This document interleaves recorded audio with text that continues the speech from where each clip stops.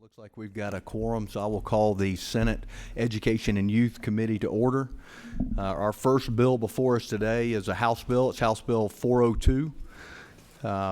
If Representative Hilton, if you would come front and center, tell us about your bill. Mr. Chairman, if it's okay with you, I'd like to bring witness I've got to testify to the bill up. That'd be great. Thank you. Thank you.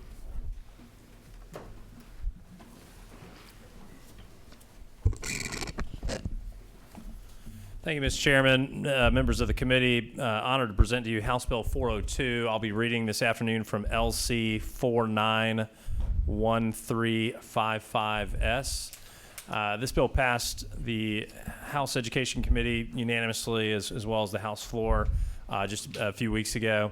I've got it on the second page here. Essentially, the bill reads, at the beginning of each school year, the school shall provide either hard or electronic copy of information in regards to swim instruction in and around someone's community. So the point of this bill is this. The second leading cause of death for ages 15 and younger is swimming accidents. And so that's what we're trying to prevent here with this bill. Essentially, I was having breakfast with my wife this morning and kind of telling her about the day. And this came up. My wife's a special needs attorney and helps families in and around our community. And I was telling her about the bill, and she says, you wouldn't believe how valuable this information is. Just as simple as something coming home to you. There's a lot of working single moms out there who are busy and don't know what's out and available to them. And we never know who someone's going to get something in their packet and say, you know what? I didn't know that was around. I didn't know that was free. I didn't know my YMCA offered free swim lessons. I'm going to sign my kid up, And so it's a simple bill. It doesn't do a ton. But I'd submit to you it's going to have a huge impact on Georgians' lives if just one or two or a handful of folks take advantage of this, which I firmly believe they will. So with that, I should mention the bill is named actually in honor. It's named the Edna Mae McGovern Act, and it's named after a 9-year-old who we're going to hear more about from her mother, Casey McGovern. Mr. Chairman, if it's okay with you, I'll yield my time to Ms. McGovern here to share her story, which I think is worthwhile hearing as it relates to this bill. Thank you all for allowing me to have the time to come in and testify. Fiddle. Oh, there's a. Just kind of fiddle with it a little bit. Oh, can you hear me? There we go. There you go, right there. Right, you had it. Can you hear me? We've been having issues with that maybe mic. right there. You can just, if you want to use the other Yeah, you mic, just that use might the other be- mic. Sorry. So sorry. Do you mind? I have two to work with. Now it's on. If I wasn't nervous enough, now I'm definitely going to be nervous. Okay. That's okay. That went off. Oh, can you hear Yeah, me? you good Can now. you hear me? Right there. Okay, so just don't touch it. Don't breathe on it. Okay, hi everybody. I'm Casey McGovern, and I am Edna Mae's mother. 13 years ago, I lost my daughter in our backyard pool to a drowning. And I was one of those parents that really, truly thought I was a helicopter mom. She was the youngest of my 3 girls, and we were all at home that afternoon. We spent the day in the pool, and with us getting out staggered, I got out with my youngest. My husband got out with our 2 older ones, which were 3 at the time and 11. We thought we were doing everything right. So anyway, I put her down for a nap, and in the time of that, I told my husband I was going to the grocery store. And when I proceeded to get back, I was met in my family room by M. We referred to her as M, Edna Mae. And I put her in a glider right on the opposite side of the counter of our kitchen so I could put my groceries away with a snack while I kind of put my groceries away. And at the same time, my husband was conducting an interview in the living room, so it was a little bit busier than normal in our home, so we were a little more distracted. So I answered the question in the front living room. I proceeded to come right back, and she wasn't where I had left her in the family room there. So I went bedroom to bedroom looking for her, but I was incredibly comfortable. I proceeded to even throw a piece of laundry in my laundry because I was just so comfortable. And it wasn't until I went through the house and went to my slider door in our backyard when I caught the glimpse of my daughter floating in our pool. And we had unfortunately at the time did not have a self-closing, self-latching gate. So we had left it propped open, and she found her way out to the backyard and unfortunately fell in. And so I grabbed her and just kind of screamed to God, didn't do CPR, didn't really think about anything, just froze. Thankfully, my husband came out and took her from me and put her on the coping and started CPR. And because of what he did, he allowed us to have a week in the hospital with her. And so Monday, the incident happened, and we left her on the following Monday. And at that time in the hospital, I learned how big of a problem it really is. Drowning is the #1 cause of death for children 1 to 4, and that is nationally. And it hasn't changed in the past 13 years. Actually, because of COVID, it increased. And when we talk about fatalities, we don't even touch on the non-fatals that are impacted. And that makes it 8 times the amount. And so I made her promise the last time I saw her to commit my life to making a difference and making people aware that education is the first step. Swim lessons is the second step. Layers of protection is another step. But it's preventable, and it doesn't have to continue to happen, and it doesn't have to continue to take lives. And so 13 years later, I'm here, and I'm advocating for change. I am blessed enough to work for the Every Child a Swimmer program. And what we do is we provide Learn to Swim scholarships to those families that cannot afford it. So anybody, anywhere can apply for a scholarship. And what we do is we actually give them up to 3 months of swim lessons. So it's not just one session, it's the ability to know that we made an impact. And so I just thank you so much for hearing about this. I appreciate everybody making the motion to call it after Edna Mae McGovern, which is just such truly an honor. And thank you. I'll appreciate you, Casey, you sharing your story. I let the committee know this bill passed the Florida legislature last year. It's been rolled out. Casey's organization and others have worked to get this program stood up, and it's been fairly successful down there so far. It's fully implemented in the state of Florida. Yeah, and it was passed in Arkansas this session as well, and we're working, once the governor signs it, to implement it there as well. We're hoping to make it a national, consistent program and piece of legislation everywhere. One amendment that I ought to highlight that was made in our education committee, starting about line 28 or so, we did want to make it clear that the schools in no way themselves are responsible for providing any kind of water safety or training. It's simply providing the information. Again, I serve on the board of our local YMCA, and I'm amazed at how many people don't realize that we've got all this stuff is offered free to our community. And so, yeah, if it's something as simple as this going home to my middle school or lower school, a lot of people are going to take advantage of that, and it'll save lives in Georgia for sure. Yeah. See, it's reported that over 54% of adult Americans can't swim well enough to save themselves too. So I think it's just kind of like just an additional benefit, for us to be able to do this. Thank you. Thank you, Mr. Chairman. Any comments or questions from the committee? Go ahead, Senator. Thank you so much, and sorry for your loss. I was kind of waiting for an explanation. I think I got it, of what the bill is doing. It's just letting the community know that there's available training for water safety in the community. That's what the bill is designed to do? Yes, To ma'am. give So at the information? beginning of the school year, I don't know about, we've got young kids, and our kids come home with a packet of information then and really throughout the year. But yeah, it's really telling our schools that, yeah, at the beginning of the school year, when they send your child home with that packet of information, that there'd be either electronic or a hard copy. It gives information on free and reduced swimming lessons in and around your community. Thank you very much. Yes, ma'am. And I want to commend y'all for bringing this legislation forward. I know this will save countless lives. Thank y'all so much. We've got some other questions as well. Thank you. I appreciate your advocacy on this particular issue. I'm very sorry for your loss. And I, too, sit as a volunteer on my local Y.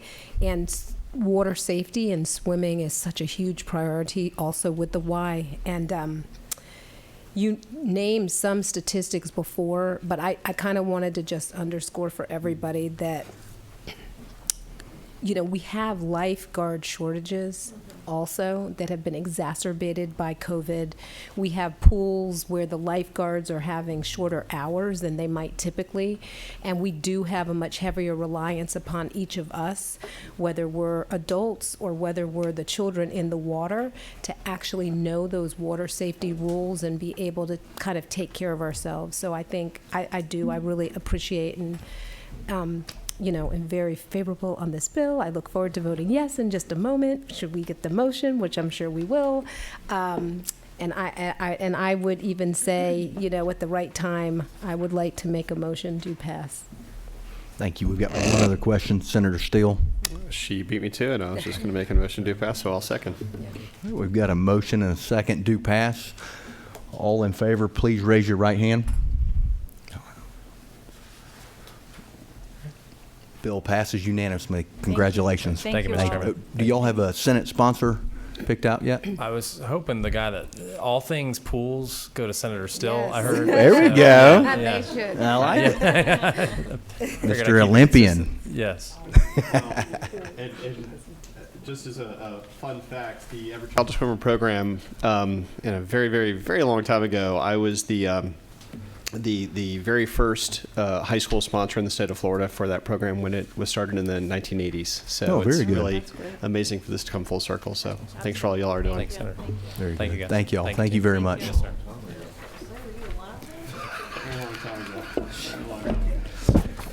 All right, moving on. The last bill we've got on our agenda today is HB 147.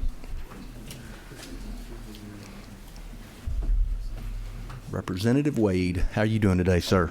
I am blessed, and it's good to be here.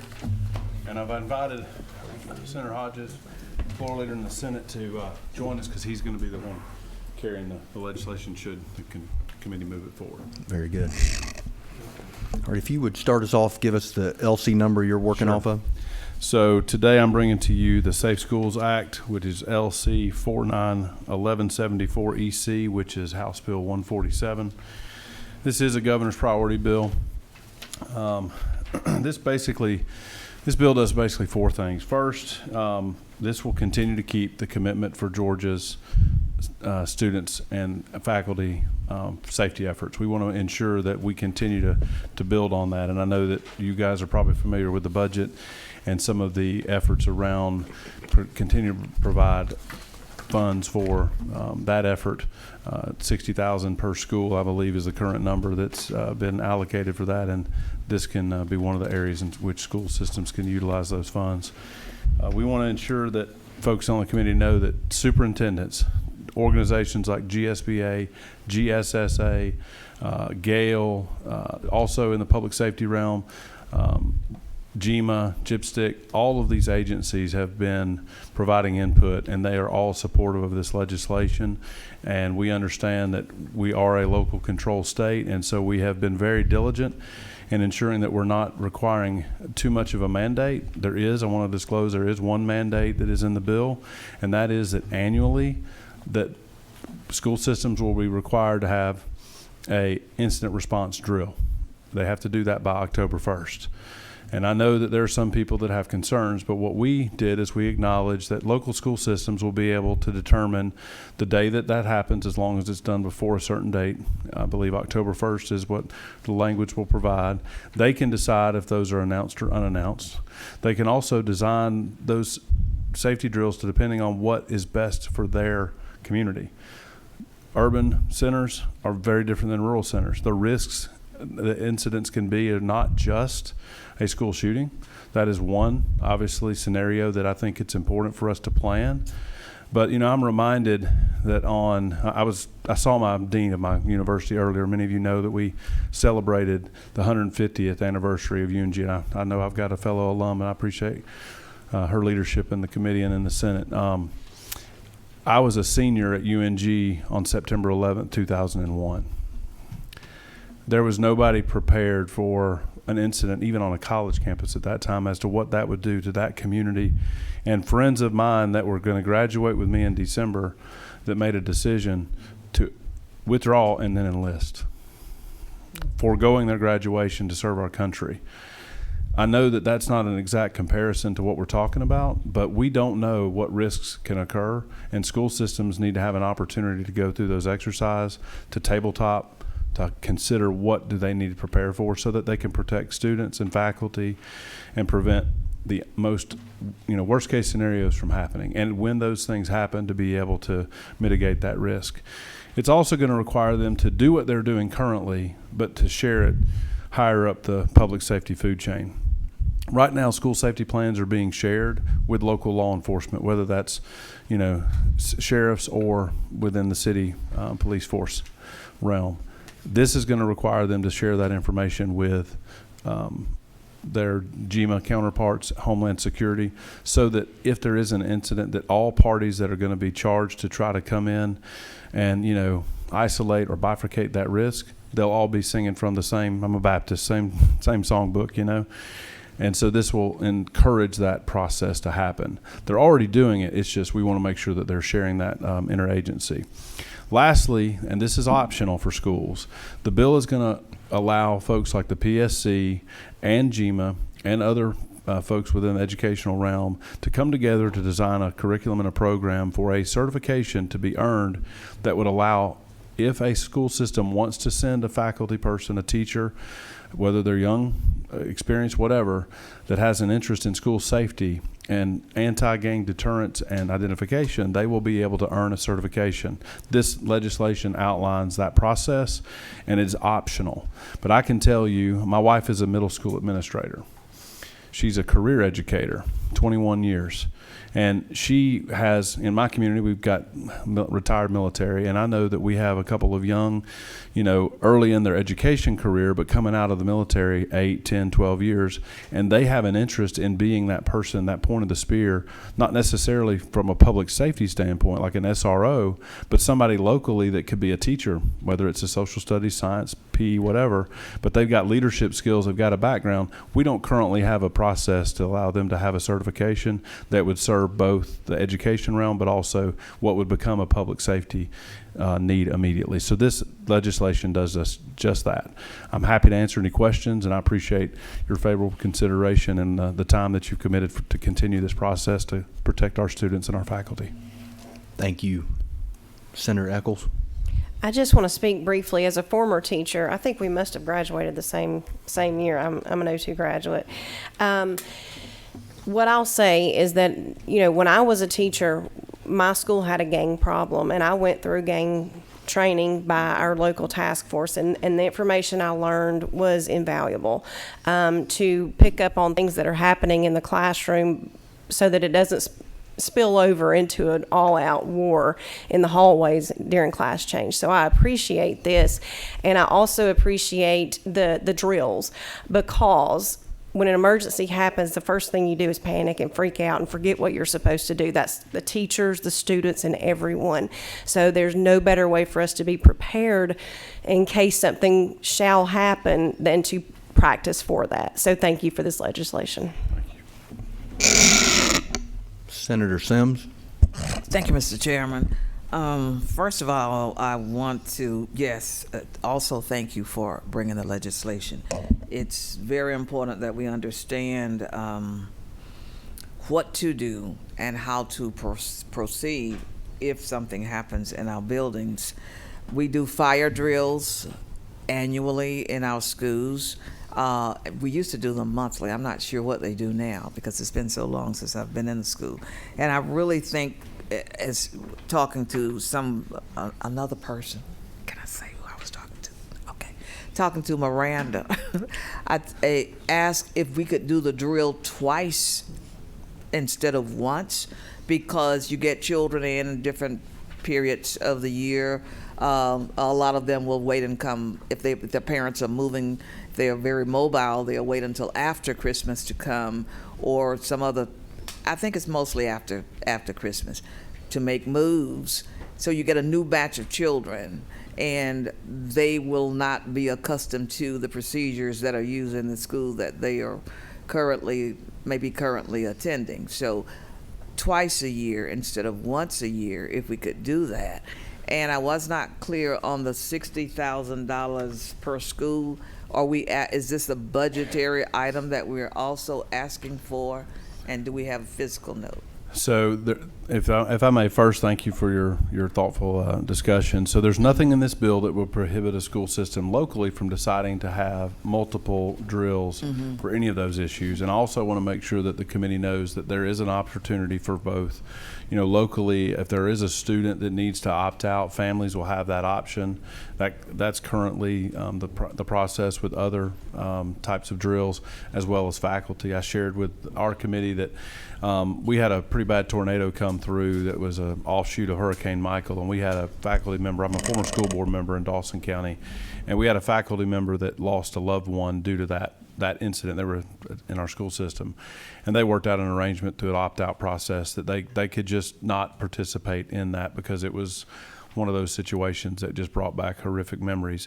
There are special needs students in our state that I think that we would acknowledge. Some are on the spectrum with autism, in which a drill type situation can be disruptive to the learning environment. So they will have the opportunity to allow those students, especially as required by federal law, if an IEP were to require them not to be in part of that, then obviously school systems and families and parents would be able to make that decision. You know, as it relates to the $60,000, I just gave that as a reference. There is no fiscal note because we're not asking them to do something that's going to cause an egregious cost. What this could be, though, is as they decide to do certain things, they can locally take the allocation for school safety grants to be able to go toward this, not necessarily in its entirety. And so that's why I reference that as kind of a companion piece of legislation, because the governor and I think both the Senate and the House are very interested in continuing to fund safety measures in this state. Some school systems may utilize that in every school. Some may realize they just build a brand new school, and so it might not make sense because that school is up to date, but they may have a facility that's 30 years old that might need more intensive upgrades for security. So, you know, and this is important to me because I want to share this, and I know I'm ready to go home. I had that 3.5 hour sleep assignment last night too, so I didn't get much sleep either, but this is extremely important. We in the South, I think, are very, very kind, and we generally want to trust. I have a banking background, and early in my career, actually, ironically, not long after September 11th, I went through security training and was able to try to determine how to protect and analyze what the risk to my financial institution and our footprint would be through scenarios. GEMA has gone through processes. Local communities have helped school system determine the weaknesses that they currently have, depending on if they're sprawled campuses or if they're narrow campuses. And it's very easy to access our schools because of the natural kindness that we have. We need to make sure that schools and their faculty can be trained, that it's okay to be kind, but we have to first make sure that we do not allow folks that are not supposed to be in our school buildings. And I think that this bill is going to help every single community in our state and every one of your constituents. Senator Payne. Thank you, Mr. Chairman. Great bill. Thank you for bringing this. I just from my time in the military, I said one of the things that the greatest tool against fear is repetition, and training. And so this is just that's because that's your greatest enemy when something like this happens. So it's a great bill, Mr. Chairman. At the time appropriate, I'd like to make a motion do pass. This would be the appropriate time. Do we have a second? Second, we had. Got a motion and a second.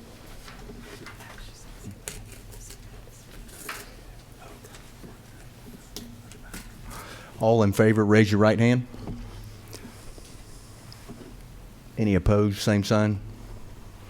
Motion passes unanimously. I just want to say something, Mr. Chairman. I didn't have a chance. Yeah, go ahead. I support the bill. Good stuff. This is important things. This is core and essential to what we do in our system. I would only ask that I've sat in this dais or ones like it for a long time saying, good idea, do this, do more. This is another do more. So I would just ask you, the administration, and others, let's think of two things that we've told them to do that they don't really need to be doing and remove that requirement so we can do this. Folks, I think what we do, we need to do well. We need to do with excellence. And we give them lots of do mores. My only sense is that this is something we need to be doing. But let's think of some things they don't need to be doing, and let's repeal that requirement so we can focus on what's important. I look forward to working with you on that effort. Thank you. Thank you so much. We are adjourned. Thank you.